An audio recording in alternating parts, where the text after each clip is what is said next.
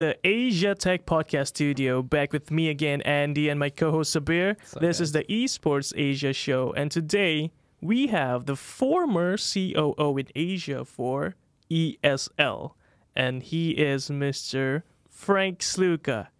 Hello, Mr. Frank. Hi, hello. I'm happy to be here. Thank you. Thank you for coming. It's really great for you to be. Yes. So yeah, we were talking about gaming, and you mentioned you were playing FIFA Mobile. Yeah, that's my passion. Right. It's maybe not the typical esports game, but yeah, that's my passion. Still, it's really great to see that you're still into it, right? Yeah. So you mentioned you were playing, and I mean your children play as well, right? And you talk about how you play against them, and you would have no chance about that. But how do you see this evolving from the time you started playing games, and now having children and looking at them playing games? Do you see a different angle now that you are experienced? It's a really good question about that. Yes, of course, there's one thing that the games my kids are playing are changing a lot. Yes. Yeah. That's one thing. Of course, the games, and from the gameplay, from the technical, from programming perspective, they changed a lot. But it's every time the same. If my kids can play against the father or the parents, it's really a big thing for them. Yes. And definitely. Of course, they will win. It's not that I let them win. No, so they are much better than I. Yeah, all right. That's that's a different thing, right? Yeah. Usually it's because, you don't want your kid to, feel down because then you'll win all the time. But this time it's just them being so good at the game. Yeah, it changed a little bit. And when I was young, my parents taught me a lot about tech or how using a radio. Yes. Today, my kids teach me everything. Yeah, that's the difference now. Yes, that's really interesting. Different. Definitely. All right, so we'll talk about esports in a bit, but for now, let's just talk about how you started in the space, and just talk about who Frank Sliwka is. And I know you're from German, right? Yeah, I'm from Germany. I think my accent can show you that. We were at the meetup, and I guessed wrongly. I said Sweden, but but. Okay, so German. All right, so yeah, German. Frank, let's share a bit about how you got into esports in the first place. Yeah, it's often you come in something if you have a need. And that's really, I think, 19 years ago. I worked on a convention center in Germany, and I was responsible to bring the games industry to one of the biggest European consumer electronics show. And at that time, that was 2001, the industry don't want anymore because they have plans to start their own show a year later. So I had a problem because I want to fulfill my job. Yes. So how bring I the games industry to the show? And I did some research, and I'm sorry to say this in these words, but then I saw these kiddies and these young people, and what they are doing. Yes. They play competitive games. Yeah. So I said, wow, that's a very interesting idea. And if I bring this project to my show, then I have the games industry there. Mm-hmm. Maybe not with big booths, but I have them, and they have to be there. And I can say, okay, I brought them to the show, what I did. And this was really the start, and it was the first time in 2001 in Berlin to have an esports event alongside a bigger show. Right. So this was my first touch point with esports. And I was very fascinated about what they developed. And again, it was a passion, it was a need, and it created a platform. So, and after this show was done, I followed up with esports. So that was 18 years ago. Mm-hmm. Right, so you got into esports like 2001? 2001, yeah. So you moved from that convention center into the next space, what was it? So I worked on the convention center in Germany, and then in early 2002, I founded my own company. It was a consulting company for games and esports, and worked with, and then at the time with one of the convention center, another convention center in Germany, which established games convention. Right. That was, yes. So I'm back and the back of strategy and business development for this event. And what we added was esports events. So we had at that time, of course, Turtle Entertainment there. Yes. We had the World Cyber Games there, and some other esports events. But it was really the first time that we brought it directly to a show. Right. And this is in the early 2000s, right? This was 2002. 2002. Wow. The very, very funny story with that was that I worked for the show, and I missed the first day of the show. Oh, you missed really the opening day, because I have to go to another show in UK. Right. They started at the same day. At the same day at this time, and of course it was a competition, and it was really funny because when I traveled from the city to London, the aircraft was really empty. Oh man! Wow. But on the way back, it was packed. And I heard some people talking. Yes. Hey, we have to go to this show. We have to see what happens there. It should be very amazing. Right. So it was good to get this feedback before I even had the chance to see the show. Amazing. Right. Oh, that's amazing. So, I find it really interesting and really unique that back in the early 2000s, before, because gaming has become somewhat mainstream, I would say now, you identified that, hey, this is an interesting space. This is where, I can see some value, and I'm going to try and provide value as well. What was it that made you more inclined to actually, say, hey, maybe the space can grow, or maybe this is worth my time? I saw the passion of the people. They started esports. They create these platforms, and it was not only online, it was offline. So to show this, and the second thing is what I liked is it was a competition between humans and not against the computer. So that's because there was really emotions, and this was what I said. Okay, this is very worth to go and to see how I can support this process. And this was, from my perspective, there, and bring these events. I don't want to say out of the shadow, but bring them in the spotlight on events. What we did. See, that's the interesting part, because most people wouldn't even think of that embracing esports at that point of time, especially the generation before us. They don't have this open mind that would just freely embrace esports and, to actually make it into a business and, to consider even bringing this into the spotlight. So you have brought this open mind with you. And now the interesting point is you can have that power to convince other people, right? So have you been doing that, convincing your peers or maybe even people that before you or after you, to just say to them that, hey, this is the next big thing? What have you done in that regard? I think what I could do at that time was to open platforms, create platforms where these initiative can be presented. So this was on one side, of course, at big exhibitions for the industry, but also, and that was my way to open it more on the B2B side. So introduce this idea to other industries, to partners. At that time, of course, first endemics or other partners. So we did the first worldwide ever esports conference in 2004. Wow. At Electronic Arts headquarters in Germany at that time,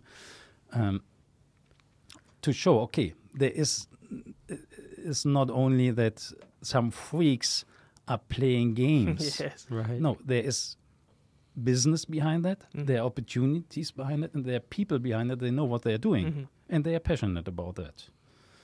So, so that was a part of what I could do. I could open doors. Yes. And create platforms Right. where esports can be presented. So, Amazing. what was the initial reaction like?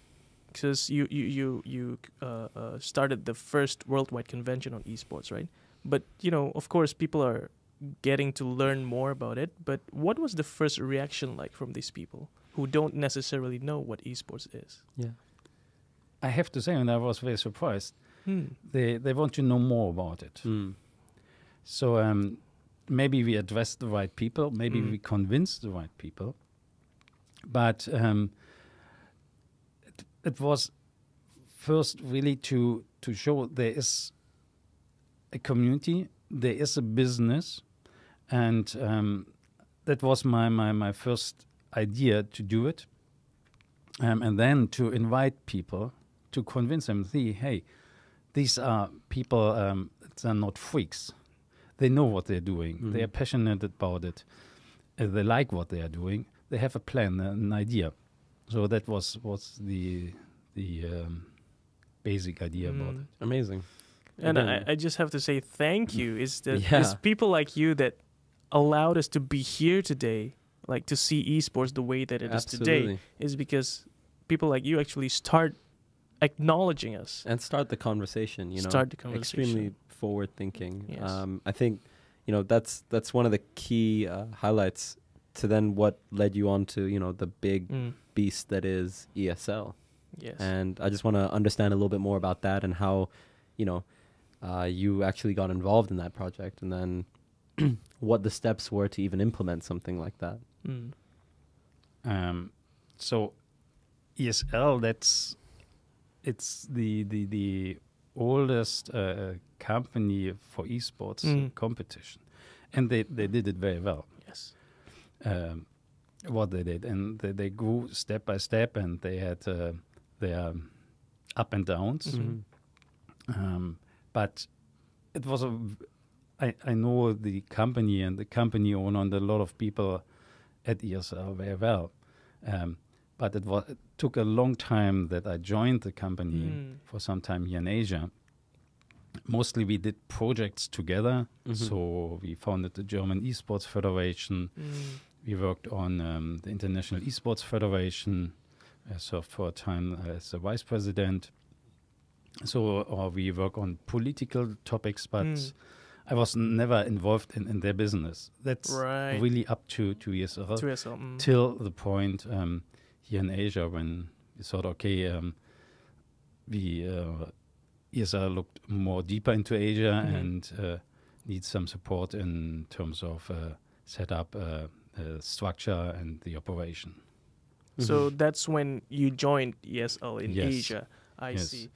So one thing I wanted to know was you come from a country that is very supportive and very embracing of esports, right? Germany.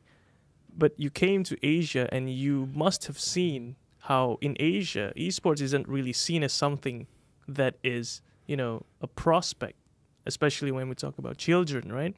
Alan, the other day when he came to the show, he mentioned the only thing that's keeping parents from allowing children to pursue esports as a career is because they are worried about their children, about their future. So what I'm interested to know from your point of view is, where is that difference in Germany and in Asia? Because you've been through both countries and you've been in the industry for like 2 decades.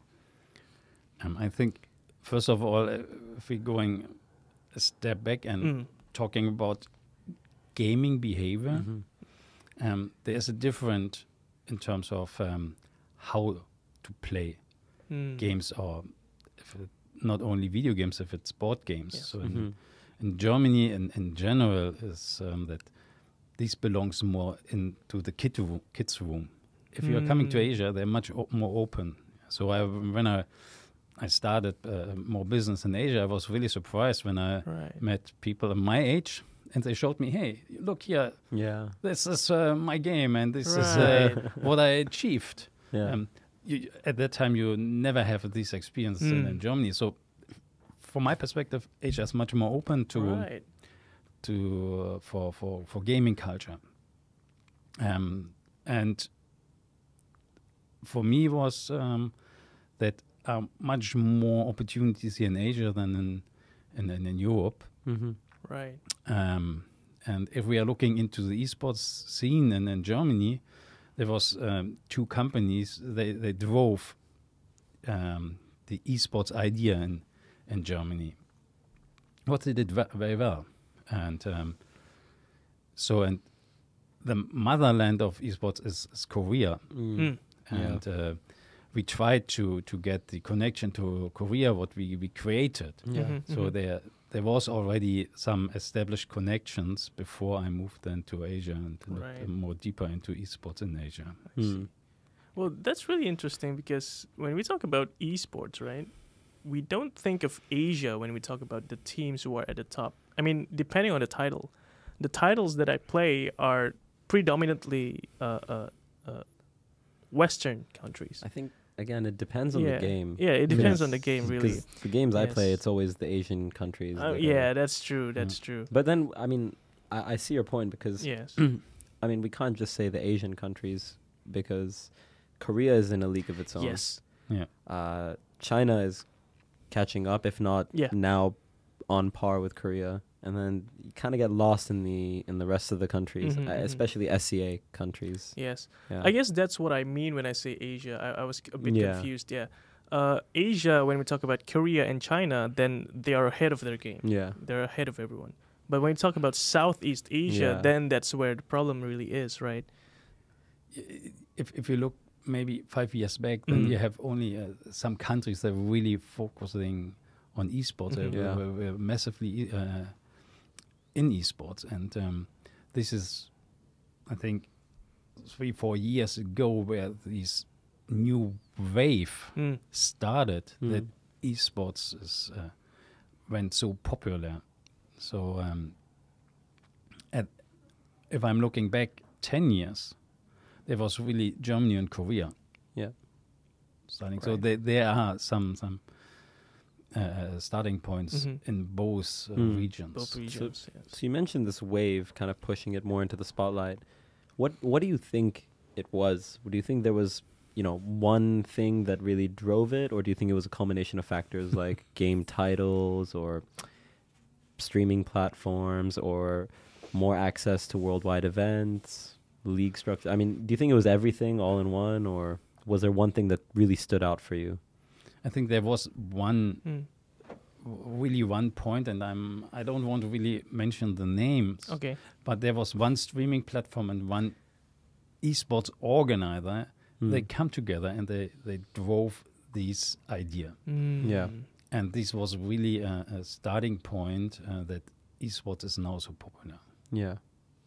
So is the mainstream is taking the esports into the mainstream that's drove the industry forward, and that's really great. And moving forward, I think there's only room to grow for us. And the interest right now is, how do we get more people to be interested in esports? I mean, obviously now we know esports is taken to the mainstream, and those people who enjoy esports in the first place are really enjoying this point of time for esports. So the next step is, how do we get people, like, of course, you're here in Asia, you know that there's a challenge when it comes to convincing people who aren't familiar with esports to watch esports, right? Do you have an idea or whatever in mind to just, try to convince these people, hey, esports is something you should try and watch? That's a very good question. Jeff. We had a similar situation with the games industry for around 20-25 years ago, where we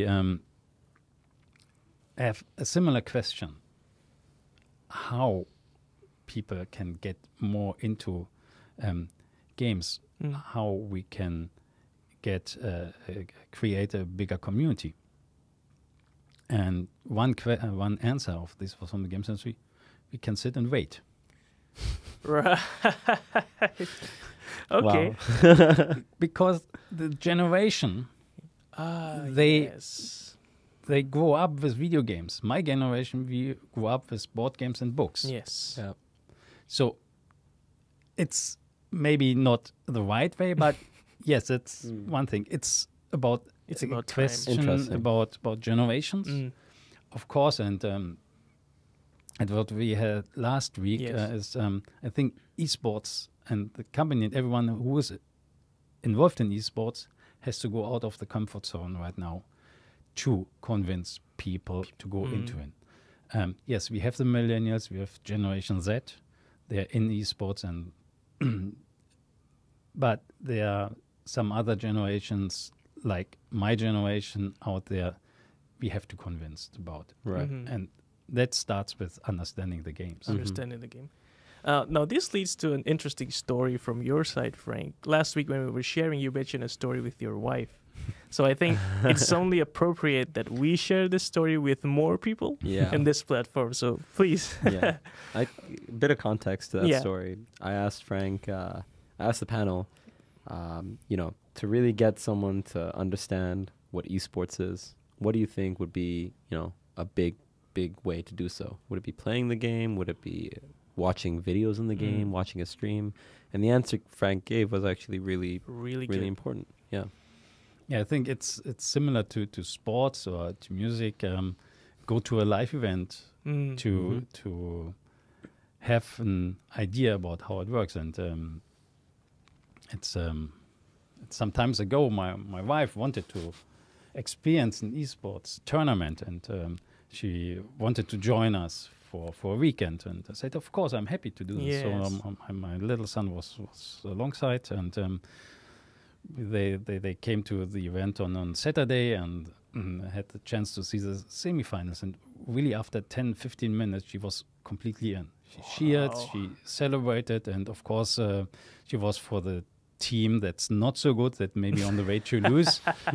But she was very fascinated about the situation, the atmosphere, what's in this event. And at the end of the day, she asked me, can I go back tomorrow to see the finals? Wow. And I said, of course. Of I'm course. happy that you enjoyed it. And Yes. said, yes, the people are so engaged, and it's they cheered really, and they're with one team. So she really enjoyed that. And she did it, and they did after the event, after the final, they did pictures with the winners. Yeah. So Yes.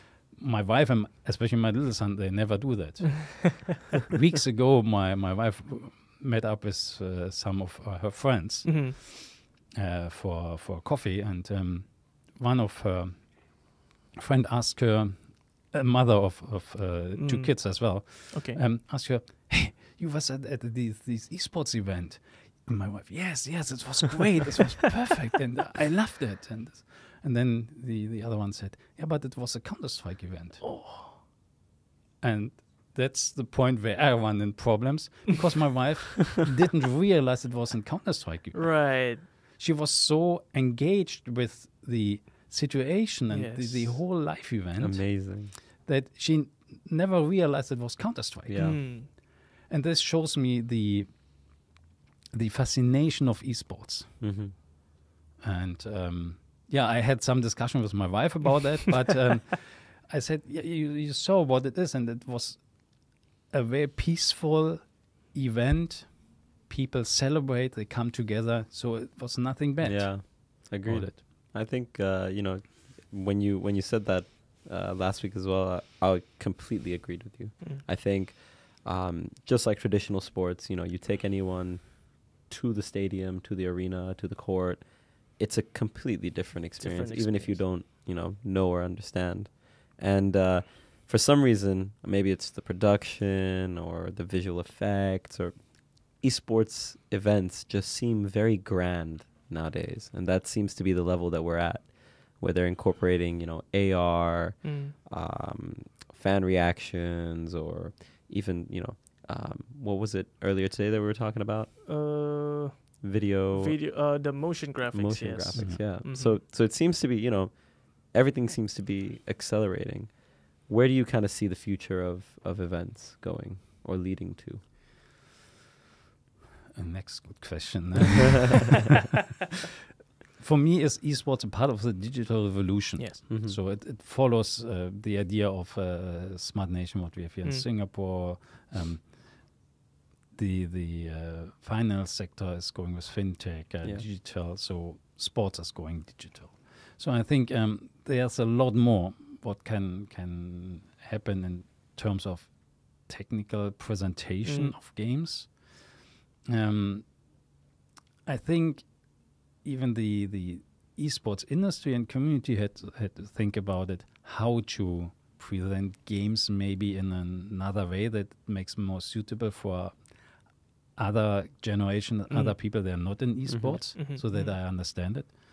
My example for that is how long needs a match in League of Legends, a final. It could take some hours. Yes. And if we are I don't want to compare it really with sports, but if we compare it, there are reasons why a football game is 19 minutes, basketball game is an hour as well. So there are reasons why. Yeah. So that's something where I think the esports community has to think about it, or the publishers together with the esports community, how to manage such things. Right. The thing you mentioned about the time frame of a match is when we apply that to mainstream traditional media, right? When you say football match is 90 minutes, it's easy to plan for it if you plan to show it on TV because the time slot is fixed. Yeah. Now, my point is, we talked about last week as well about how traditional media is losing relevance. It's not irrelevant. It's still a very good source for taking esports into the mainstream. But when we talk about this point where we still need to address this problem of time slots because we need to adjust them for broadcasting on TV. But now we're also saying that TV is losing relevance. So where's that balance? Should we focus on adjusting esports to be displayed on TV? Or should we just let it be the way it is and let TV adjust to esports? What do you think? There are both ways, of course, but it's not only about TV. It's only for me as a family, for example. I can do my weekend plans much better if I have a time frame, an idea about time. Right. Yes. Right. So that's something. It's for training sessions that we know a little bit more about that. Yes. If it comes up to traditional TV, yes, I think there are two levels we have to talk about it. One, it's the content that will be presented from the traditional TV stations, and the other one is the technical equipment, the technical solution behind that. And if you look at from these two different angles, then of course esports could be a content for traditional TV stations, but a technical solution and how you enjoy, how you use media, it's different. So I see it more like a problem on the distribution of content. Right. Then it's the content itself. Yeah. I see. So interesting point. Distribution is really important because that's when we know that this content is reaching people from different parts of the world and from different backgrounds, right? That's really interesting. Can I just take a step back? Sure. Frank, how did you end up here in Singapore? Good question again. There are two reasons. One is a business reason. Before we moved to Singapore, I did already business in Southeast Asia, and friends of mine asked me if we want to do together a company starting in the digital media. Right. And that was a really good time point because I said, okay, yeah, that's something what could fit in my business plans as well. The second thing was a private decision. We lived in Germany and US, and my family, especially the kids, they want to move on again. So that was a good fit for both sides, private and business. So how long have you been in Singapore now? I'm now here in 7 years. 7 years, wow. Nice. So yeah, okay, that's interesting. So can I talk about what you're doing now in esports? since you've moved on from ESL, what have you been trying to come up with in the industry? So I'm involved in esports Yes. and some other projects. I can't say at the moment too much about that, but of course I will stay there.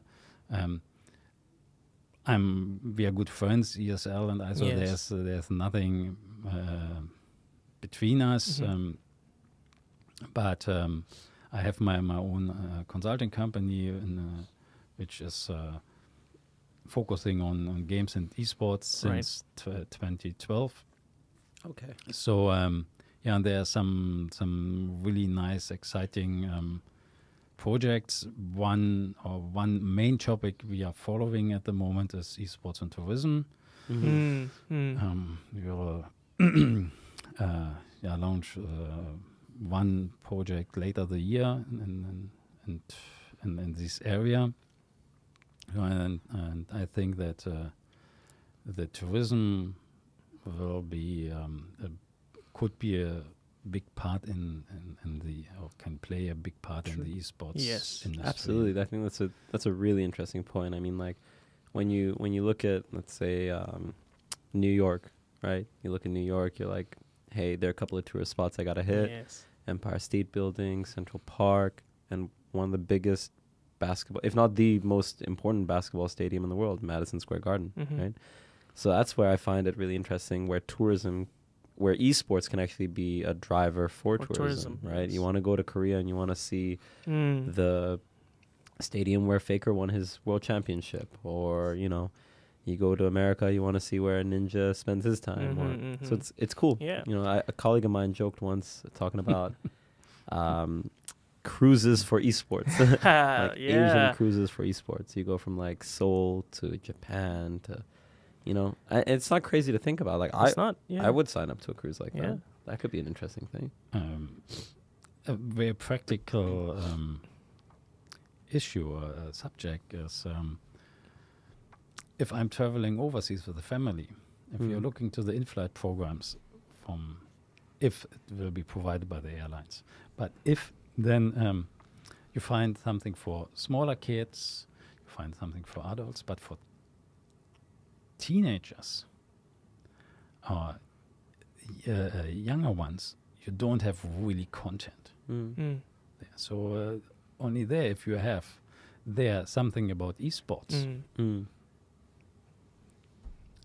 I guarantee you the airline which will absolutely deliver, my kids will tell me, this is the airline we have to fly. And you'll end up booking that airline, right? Because if you're looking at a 10, 12-hour flight... Yeah, you might as well. I mean, absolutely. It's not that far off. It's very simple, but this generation is not really served at the moment. So that's...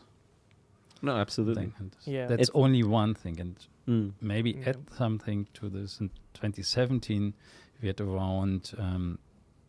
150 mega esports event around the world. Wow. And they did a revenue only on ticket sales about 30 million USD. Wow. So imagine that, and this is growing. Yes. And this is only ticket sales. Incredible. Yes. So which opportunities are arising there for venues, for cities? So there's a lot to do. You know, actually, let's just dare to dream. Screw it.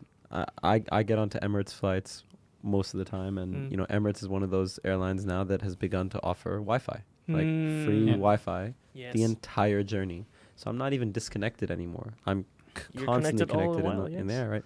So let's take a step further and say, why can't Emirates strike a deal with Twitch? Why can't Emirates strike a deal with Netflix? You know, start streaming stuff. Yes. And see, if I knew that one airline versus another, I could go and watch Twitch streams, or I could be on my Netflix, I would definitely be more inclined to take that. Absolutely. Yes, absolutely. So talking about tourism again, like even ESL, they did ESL Genting a few years back, right? Yes. So that's the thing that I want to highlight, is that we can drive people to come here to Southeast Asia, but before we can do that, we have to establish the facilities, the production, right? So one particular news that is very interesting to me was that in Guangzhou, I think, in the host city for Asian Games 2022, they're actually building a whole town for esports. So it's not just about the venue, it's not just about the gaming arena. They're going to plan for building hotels, building hospitals for esports athletes.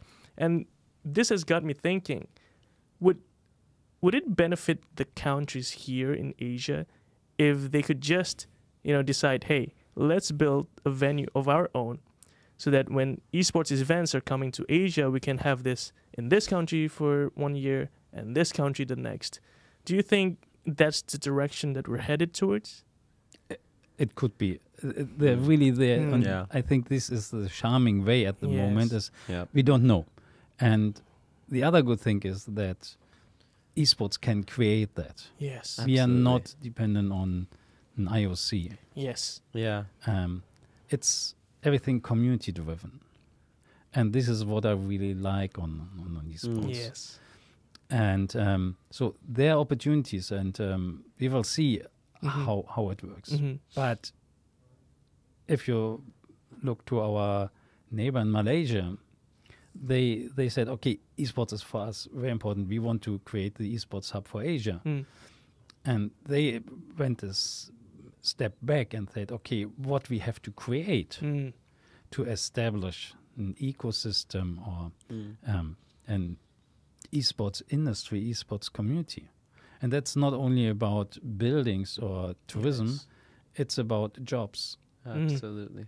And I think this is where we have to look a little bit deeper into it. What could a country, what could an industry deliver to the society, to the job market? And esports is creating jobs. Yes, absolutely. One of the things that we are focusing on this show is to highlight that there are jobs in the esports industry that might not have crossed your mind. Like when people talk about esports and the job that it involves is, we talk about players, we talk about teams, we talk about managing those teams, but we also talk about the production side where there's a backstage crew, then there's tourism as well. I mean, someone has to book those flights, right, for teams to come and fly in. So all these jobs, right, what do you want to see sprouting in the next year? Like, what would excite you that, hey, esports is now allowing us to take a job in this discipline, so then people would be more interested to get into esports? First of all, definition, what is esports? As the first thing. Because it could be a lot of things. So we are not focusing on one game. Yes. That's one fundamental thing. The other thing is to establish esports and to be recognized, we need an ecosystem. Yes. That's to establish. I'm very thankful that a Ministry of Family in Malaysia, they cover youth and sports as well, but they're taking care of it and say, okay, this is important for the development of a country. That's important. The last thing, we need an existing ecosystem, like other industry, like other communities have already. This has to be established.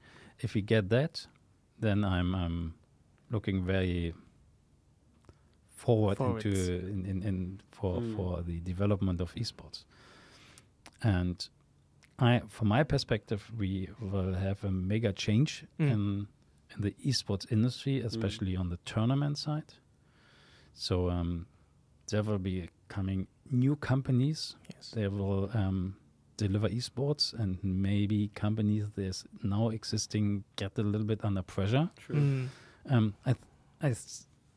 I see this change, and again, if I compare to the games industry 25 years ago, we had exactly this change. Yeah. Interesting point. Yeah, I mean, definitely.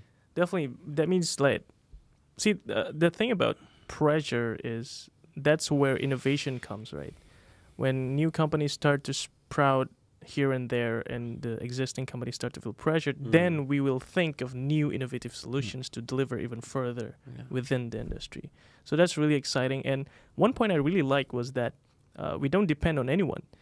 That this industry is driven by its community, and the control is in our hands. So it's really interesting to see that even in the past few years, the development, the big changes that has happened, is a result of the community putting its hand into the industry. Yes. Mm-hmm. So that's just a really great thing about esports, you know. Definitely. So yeah, is there anything you would like to see? I mean, in maybe specifically in Singapore, what changes would you want to happen in the next month or two? Maybe new communities. Like Frank has a couple of changes on his mind. This is really really hard to say, but Yes. I think, and this is it's a change of acknowledgement of Yes. esports or gaming. I don't want to compare it or put it in Same bucket, together, but yeah. it's different. But Mhm. this is, and to see the opportunities and see that if you're, and I'm not your generation, but I try to be very open to this and drive this to be more open to changes. Mm. Yeah. It's different, and please don't compare too much with gaming, with sports, Yes. with other entertainment. It's on the way to find, or what I reclaim. It's a definition. Yes. Mhm. Yeah, that's what I want to see. A little bit more open. Mm. Maybe let's advice from younger ones, from people that are involved in esports, to go maybe a different way in digital consume of or usage of content, of the recognition Yes. of it. Yeah, that's Interesting. So you think the definition of esports is still very raw and it's still in the making rather than being defined at the moment? If I go out and ask people about esports, I get 10 different answers. Yeah. Right. Fair enough. So is it a problem of defining it, or is it just a problem of people not understanding, as in they don't really know what it is, so they don't know how to define it? It's both. You're right. Mm. It's both. But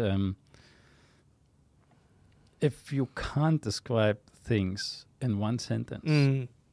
then maybe you have to You rethink have to rethink, about it. yes. So it shows that you might not understand it at all if you can't just say, hey, this is it. Yeah. All right. So that's really interesting, Frank. Now, can we just take a sharp turn? Do you follow esports nowadays?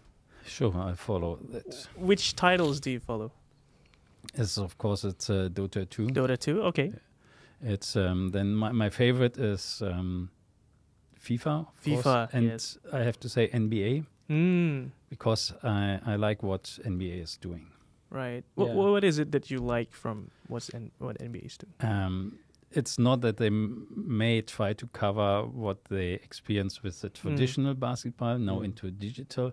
No, what I like is the combination that they try to Right. integrate Yeah. both, so that you have now people that are coming from the esports side reporting and hosting traditional basketball games. Right. Or Okay.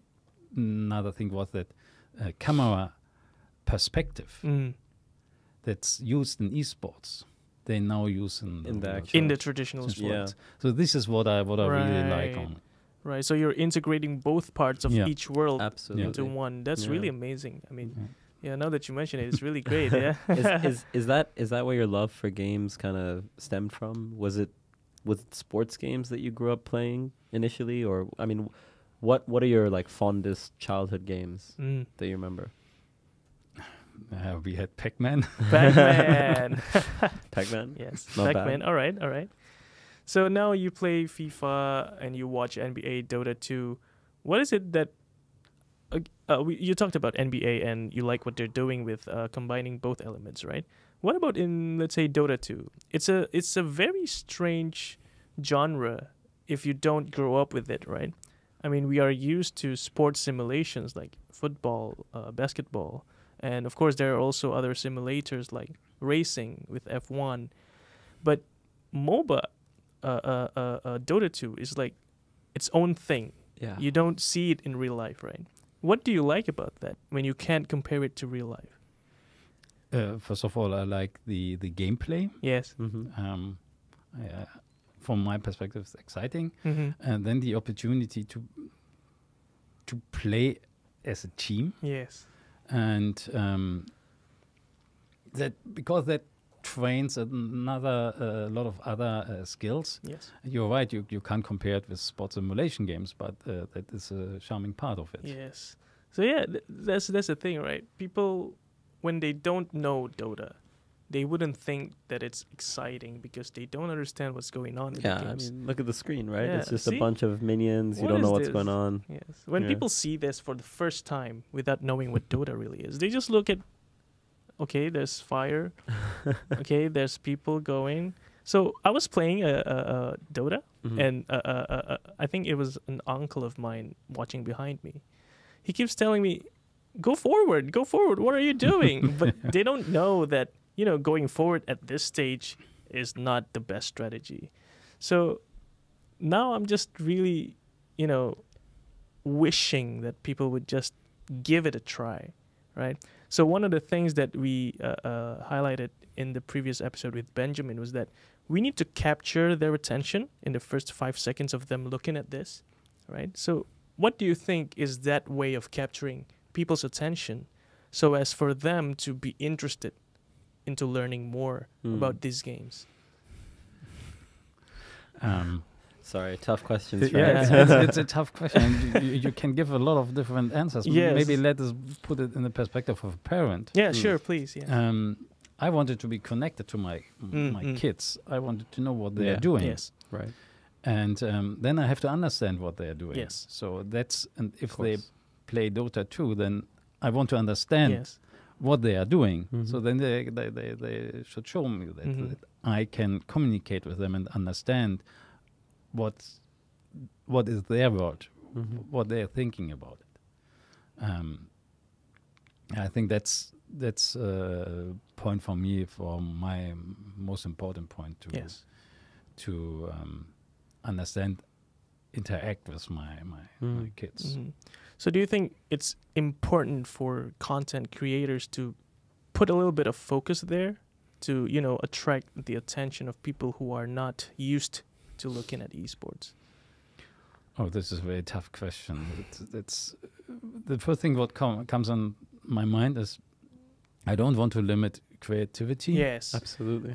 So, yeah, it could be an aspect of what I told earlier. It's about the time frame if it comes up to esports.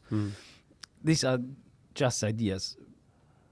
Maybe it's helpful, maybe not, but I'm a huge supporter of creativity, so I don't want to limit creativity.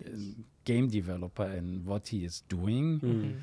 Maybe, but this is the the task for the business unit of a game developer, is to see if the market is there, wants to have it, is there, Yes. or you can create a market for that. Yeah, I guess in the end it really depends on demand. Yeah. Totally. Do you know about Dota 2's Newbie stream?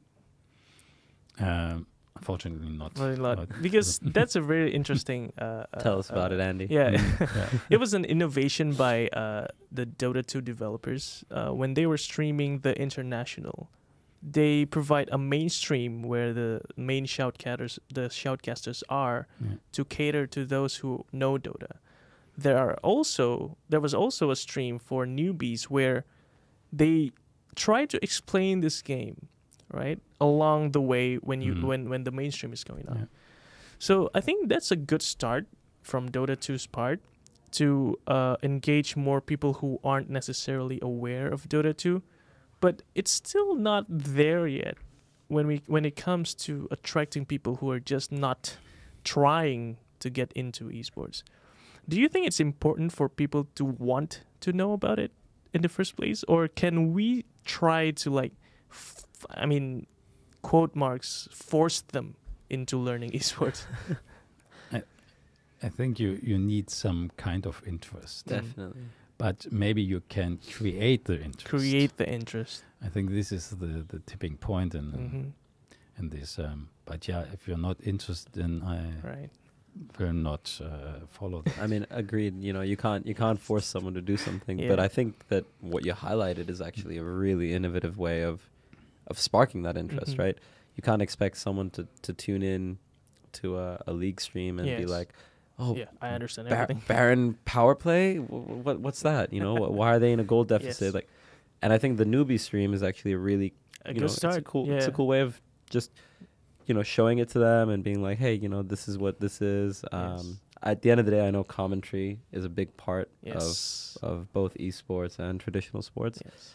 But I mean, if my mother or my girlfriend or my daughter is, or son or whoever is like, you know, interested in this, and I can put on a newbie stream for a little bit to Then pique it's a that really interest, good. definitely. I Yes. think we have a lot of room for growth in Mhm. this area, Mhm. and I feel like a lot of stuff is being done to keep gamers gaming. But other than making mobile games accessible to everyone, what's bringing new gamers to platforms like PC, PS4, Xbox? Because you know it's hard. If I pick up League or Dota for the first time, I'll spend a month at least just dying over and over again and not understanding what my mistakes are. Yes. And it's not always fun to keep doing that, right? Yes. So I don't know. I think there's a lot of room for growth. Yes, there. there definitely Yes. is. Yes. Mm. And it's really interesting to see what's going to happen in the next few, years, I guess. If we could just, leverage this technology that is mobile, which is bringing gaming and esports into the masses. Mm. It's allowed us to just have, communities sprung in like every part of a country. And in those areas, people are just very passionate about gaming and they can create their own community with that. Yep. Right? So, do you see mobile threatening PC or console or the other platforms that exist right now? Yes, of course. Of course, Definitely. definitely, yeah. Yeah. So, what do you Definitely, think they should do, this PC and console developers?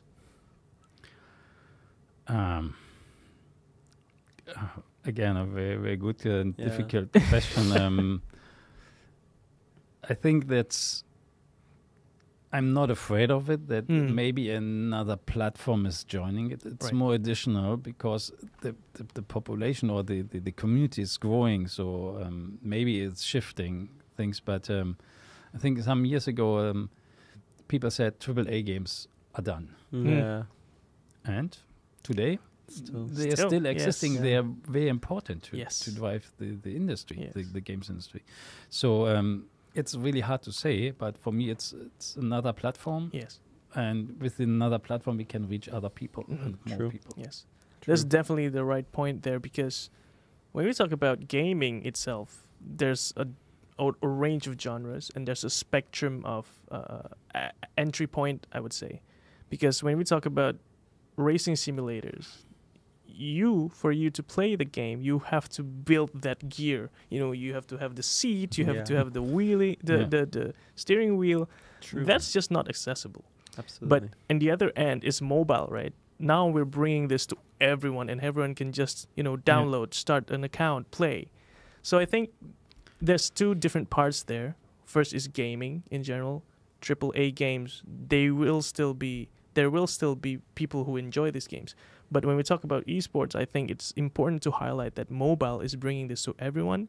And so the esports community can only grow from now I mean, because yeah, of this. absolutely. I mean, I was having a really interesting conversation with a friend of mine who works at Garena, and we were talking about, hey, okay, there are three things that I see that are points of entry towards someone adopting a game, right? First, being interest. Like, are you interested in the game? Is it a game that appeals to something you're either interested before gaming, or you just somehow, and app developers nowadays can produce a game for mobile not in a matter of years, or it's a much shorter time frame. Yes. So okay, then the next one is accessibility, like what you just mentioned. Do I need a driving seat? Do I need a $4,000 PC? Yeah. Do I need that extra headset? Do I need that extra mouse? No. Do I need to pay for the best Wi-Fi?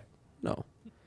And then the third thing, being skill cap, right? Again, going back to what I said, do I need to invest a serious amount of time to get really, really good?